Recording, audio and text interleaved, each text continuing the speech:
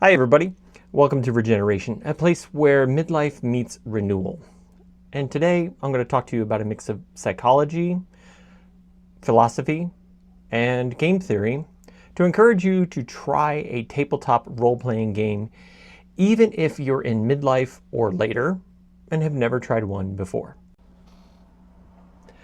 Let's be honest, the world is very scary and stressful right now. And that's because a lot of people feel disconnected from, well, everything. This disconnect leads to psychological damage, ranging from depression to mood instability to callousness, a decline in mental faculties, and in extreme cases to radicalization. But it doesn't have to be that way.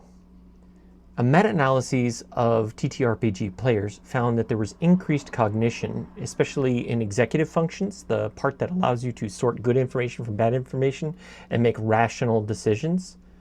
It also showed an increase in social participation, especially in older adults. Also, higher indices of empathy and increased confidence in those social situations, reduced social anxiety about making mistakes or looking foolish, and a deeper connectedness with those people who are around them. By the way, even if you don't know where to start or how to play TTRPGs, I would recommend contacting a local game, book, or comic book store to see if they're offering any play. Or, lacking that, go to startplaying.games. The link is in the description down below, where I and many others like me offer games for you to try. There are so many great people out there willing to bring you into the hobby and to teach you all the ropes that you need to be able to play the game that you enjoy. And there are many free games that are offered as introductions so that you can get a feel for the game with no cost to you.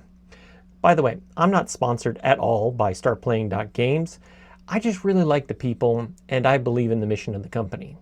So, with that out of the way, let's dive in. If you've ever loved a fictional book, TV show, movie, or play, there's a TTRPG out there for you. And in my opinion, TTRPGs are the far, far superior form of storytelling to any other. Why? Because humans have always told stories together, and we're literally wired to share imaginations. Right now, if I were to say, red bouncing ball or flying insect, you most likely imagined those very things. That's because our brains want to connect to each other. They want to share and they want to experience what the other experiences. It's exactly why film companies, TV shows, YouTube, and publishing houses put out so much content. We need that connection. Tabletop role-playing games, or TTRPGs, take that connection of passive fiction a step further, and they put you in an active role. You aren't just witnessing something, it's happening to you. Well, at least a version of you. And there's a chance of luck or misfortune thrown in on top. Just like in real life, the unexpected can happen in a TTRPG. And while I can't speak to every single TTRPG out there, trust me when I say there is something for everybody. From gothic horror to soap opera romance, from science fiction and fantasy to alternate history, it's all out there. So with that in mind, we're going to rank my favorite role-playing games and give a brief explanation of why I love them, and hopefully entice you into trying one of them, or possibly more. I'll give you a quick overview, tell you why I love them, give a quick overlook at their mechanics, and then rank them. First up, Dungeons & Dragons. If you've seen any of my videos, you know that I am in love with Dungeons & Dragons. Of course, I'm biased because this was the role-playing game when I was growing up. I first heard it played in a schoolyard at recess at a small Catholic school. I wasn't really invited in, but I lingered around the edges and listened, and I was hooked. In this system, you choose a lineage and a profession and decide what skills or abilities you want within that lineage and profession. Professions are referred to often as classes. Most play will revolve around rolling dice and seeing if you succeed or not, from combat to social encounters. Your character progresses within the profession or can choose to add a different profession or 2 or 3 to be more flexible in your skill set. Now, why I love it is because D&D is the perfect setting for high fantasy of wicked dragons, epic heroes, and perilous quests. It blatantly ripped off the works of J.R.R. Tolkien, but changed somewhat after a lawsuit, and has provided a framework for a sort of live-in world. Today, 51-ish years later, D&D is the most popular TTRPG, and the one most people in the hobby might recognize. Being a shining knight, a powerful wizard, or a charming rogue, to name a few classes, is immensely appealing and immersive. Basically, if you can dream it, you can probably do it in D&D. Plus, the books, the lore, the paraphernalia, and the tons of pretty dice that can go with it are all so attractive and addictive to collect. It's kind of a lifestyle in a way. It is also where a lot, though not all people, get their start playing TTRPGs. I've met amazing, generous, intelligent, crafty people over the years, including one of my best friends in the world who traveled very far literally to play one session of a game I was running at a convention. Mechanically, D&D uses these polyhedral dice, the weird funky shaped dice that look like a geometry problem come to life. Many, but not all things resolve around rolling the largest die, the D20 or the 20-sided die, and then adding some modifier of some type. The dice are used in various ways, usually for damage or for healing, but not always. The DM or Dungeon Master then compares that D20 plus modifier roll to a target number called the DC for difficulty challenge, or if you're trying to hit a monster, it's AC for armor class. And the action either does or does not succeed. Characters then advance or level at certain story beats, or if enough experience has been accumulated. Rank-wise, because of its legacy, its impact, and the fact that other systems like Pathfinder, Daggerheart, DC-20, Drawsteel, and a slew of others all seek to imitate or iterate on the D&D system, that balanced with the strong but not insurmountable learning curve, I'm putting D&D in the A tier. It's really good, but it's not at the top of the pile. It's not S tier because the multiple of dice and rules can intimidate some people. Next up is Avatar Legends. Avatar Legends takes place in a world first illustrated on the Nickelodeon cartoons Avatar: The Last Airbender and Avatar: Legends of Korra. In the shows, teens and tweens had to struggle with growing up in a world that was often unfair, unbalanced, and dangerous. But through mutual support, self-reflection, and mental maturation, they find a way to navigate the world as healthy people. That influence shines through in every aspect of gameplay in Avatar Legends. Using a super simple set of rules that is based upon the Powered by the Apocalypse system, players need only understand their characters' motivations to really dive into the action. That, coupled with the source material that is two truly beloved Nickelodeon series, piqued my interest, but it's the playing that stole my heart. So why do I love it? This was a tough call for me because I loved so many titles that use the Powered by the Apocalypse engine, like Scalawag and Roots. But I have to go with only one, so it's Avatar Legends, and here's why. Avatar Legends takes the adventure concept and focuses not so much on the fighting, but upon personal growth. Unlike D&D, which uses math to track progress, this game uses introspection and questions. Moreover, the game is about literal balance, balancing strengths and weaknesses, desires, wisdom, and passion. Just like the series it is based upon, the characters are flawed but striving to be better, and what more can we ask ourselves than to be better than we were yesterday? Mechanically, players only need 2 six-sided dice, just like you would on most board games. Players roll those 2 dice and typically add some bonuses or penalties to that roll, ranging from +2 bonus to -2 penalties. The threshold for success is automatically baked into Powered by the Apocalypse system and is not determined by the GM or Game Master. Therefore, a total of 2 to 6 is always a failure, 7 to 9 is always a mixed success, and 10 or higher is always a full success. Advancement is achieved through post-session questions, which motivates the player to invest in their story and their own character's growth. Rank-wise, the system Powered by the Apocalypse is super streamlined and easy to dive into, requiring only 2 6-sided dice. Yet, despite that, Avatar Legends focus on self-reflection, community, becoming a better person, and maturity.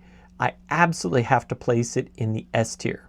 I would 100% recommend it because I want everyone to be better people, and this TTRPG encourages that. Now up is Shadowrun. Shadowrun takes the dilemmas of our world, corporate greed, corrupt politics, war, the meaning of freedom and criminality, and ups the intensity by mixing in magic, fantasy races, and super powerful dragons. Shadowrun usually places the players in the role of criminals of a sort, those who run in the shadows, hence the name Shadowrun, who are the tiny thorns in the side of these literally gargantuan problems. So why do I love it? Shadowrun explores themes of dystopia, rebellion, anarchy, and resistance to cynicism and callous structures while blending futurism with a high-ish fantasy. It's a combination that really shouldn't work like peanut butter and chocolate does in a Reese's cup, but the result is a sum that is far greater than its parts. Native Americans, elves, orcs, and trolls abound. People psychically injecting themselves into a computer to hack it, or summoning creatures from mud puddles or piles of rocks, or firing a blast from a submachine gun can all happen in Shadowrun. And dice. So many dice. For those of us who salivate at the sound of literal hands full of dice being thrown at one time, Shadowrun's system is like choir music to our ears.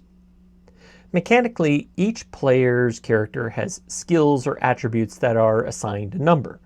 That number corresponds to a pool of dice that are rolled against the threshold determined by the GM. If the number of 5s and 6s meet or exceed that threshold, it's a success. If they don't, it's a failure. After every mission, players are awarded karma points that they can then spend or save in order to alter their character or enhance them in some way. Rank-wise, the setting is awesome, and I love the premise, as well as the many storylines that run through recognizable cities like Berlin, Portland, or Hong Kong. Character growth and skills are very flexible, but I'm not too crazy with some of the things that are resolved through the massive amounts of modifiers and dice that can be used. That, coupled with the sometimes obscure rules, for that I have to give it a strong B rating because it is definitely not beginner friendly.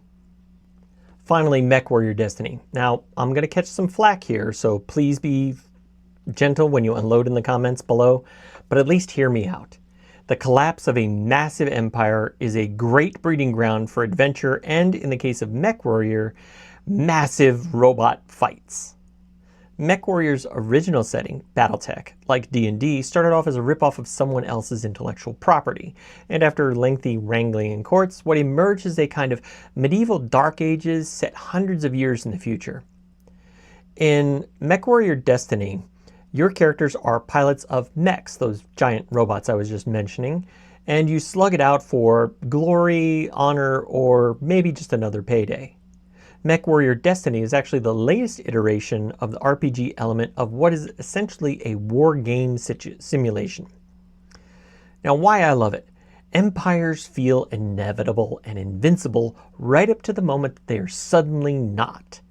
And when they fall, the result is people trying so very hard to both survive the aftermath and to build back to that lost legacy, whatever they think it was. MechWarrior pilots usually form mercenary groups and sell their skills to the highest bidder in the hopes of not only increasing their own wealth, but expanding their operations and finding lost forgotten knowledge, or lost tech as the game calls it. All throughout the game are tidbits of the high ideals of the Star League empire that span the galaxy, but also hints as to its destruction. This is all set in the wider political factions, all vying and claiming to be the rightful heirs of that long ago shattered empire. Mechanically, MechWarriors basically describe their actions until the point at which the game master decides that a roll is needed. When a roll is needed, the player rolls 2d6 and adds appropriate modifiers based on the narration that they've spun. Success or failure is determined either by meeting a target number determined by the GM, or in competition to other players' 2d6 rolls plus their modifiers. The players usually have what's called an edge score, which allows for secret limited reserves that can come into play in order to tip the scales in their favor. After each mission, the players receive experience points, which act similar to Shadowrun's karma. They can then spend them on players' stats or skills to increase their flexibility or maybe their specialization. At certain points, special abilities can be bought as well, which brings new strength and new complexity to the battlefield for that character. Rank-wise, because the universe is so interesting, it has my attention. MechWarrior Destiny is an attempt to fuse two genres into one, but it kind of falls short in bringing both fully to life. So most people would argue that to truly immerse oneself in the game universe, a player and a GM might need to have access to and understand two separate RPG systems, both of which don't really work well together. MechWarrior is a fun game, and I love the idea of robot fighting, but that alone doesn't carry it across the finish line. The fact that it kind of falls short on many aspects is the reason I have to rank it a kind of low C.